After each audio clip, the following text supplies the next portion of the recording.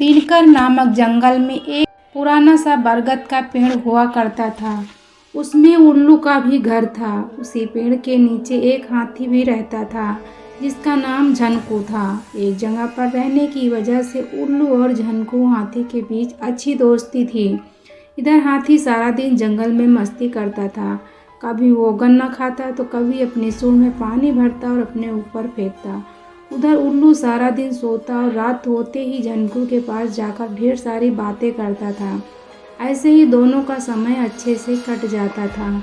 एक दिन हाथी घूमकर शाम के समय बरगद के पेड़ के पास लौट रहा था।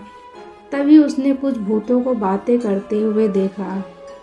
उसने सुना कि भूत आसपास के लोगों को डराने की सोच रहा है। उसी वक्त भूतों के सरदार ने झनकू को देख लिया। वो जोर से चिल्लाया, पकड़ लो इस हाथी को। कुछ भूत झनकू को पकड़ने के लिए उनके पीछे भागने लगे। भूतों के सरदार के पास खड़े कुछ भूतों ने पूछा, ये कौन था सरदार?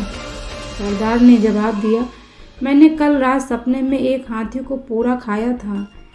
ये हाथी बिल्कुल मेरे सपने के हाथी जैसा ही था। इसे देखकर लग रहा है कि सपने सच हो सकते हैं। इसे पकड़कर आज मैं अपना सपना सच करके ही रहूँगा। तभी हाथी को भूत पकड़कर सरदार के पास ले आए। झनकू ने पहली बार भूतों को देखा था। उन्हें देखकर वो डर गया। कांपते हुए झनकू हाथी की तरफ भूतों का सरदार अपना सपना सच करने के लिए बढ़ने लगा। झनकू के हाथ पैर ठंडे पड़ चुके थे।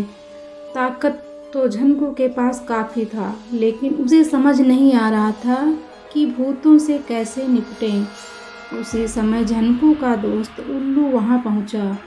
चिल्लाते हुए उल्लू हाथी के सिर पर बैठ गया और कहने लगा, आज मेरा सपना पूरा होगा।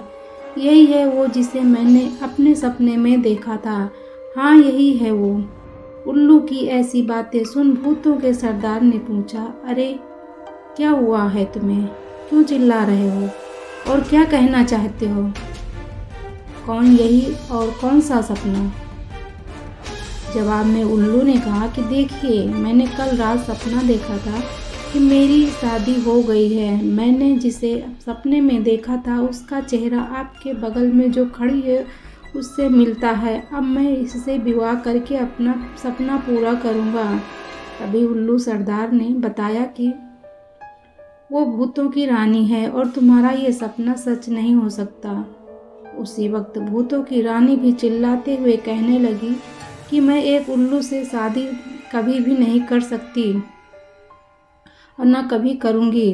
भूतों के सरदार ने उस रानी से कहा कि चिंता करने की कोई बात नहीं है, ये है ही उल्लू, इसीलिए ऐसी बातें कर रहा है। सपने सच थोड़े ही होते हैं। मैंने पिछली रात को सपने में इस हाथी को खा लिया था। सच में थोड़ी मैं इसे खाऊंगा, क्योंकि सपने सच नहीं होते हैं। सपनों को सपना ही रहने देना चाहिए।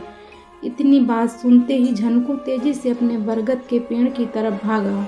हाथी के वहां से जाते ही उल्लू ने भूतों के सरदार से कहा, आप लगते तो हैं ही उल्लू, लेकिन बातें और काम समझदारी से ही करते हैं। मुझे अच्छा लगा आपकी बातें सुनकर। इतना कहकर उल्लू वहां से उड़कर बरगद के पेड़ पर पहुंच गया। अपने दोस्त उल्लू को देखते ही हाथी ने उसे धन्यवाद कहा और उल्लू जोर जोर से हंसने लगा। हाथी ने पूछा, क्या हुआ? उल्लू ने कहा कि मैंने भूत की बातें सुन ली थी। वह तुम्हें अपने सपने की वजह से खाना चाहता था, इसलिए मैंने भी उससे झूठा सपना सुनाकर बेवकूफ़ बना दिया। फिर उल्लू ने हाथी से कहा कि दोस्त, तुम्हें ना तो मुझे धन्यवाद कहने की ज़रूरत है और ना ही उससे डरने की। दोस्ती में धन्यवाद की जगह नहीं होती है। तब कहीं जाकर हाथी को राहत की सांस आई और दोनों दोस्त मिलकर भूतों के सरदार की नासमझी पर हंसने लगे। तो कहने का मतलब है, अगर दोस्ती सच्ची हो तो हर मुसीबत में आपके साथ खड़ी रहती है। तो दोस्तों, इस वीडियो में इतना ही। मिलते हैं आपको एक नई वीडियो में नई स्टोरी के साथ। तब तक के लिए धन्यवाद।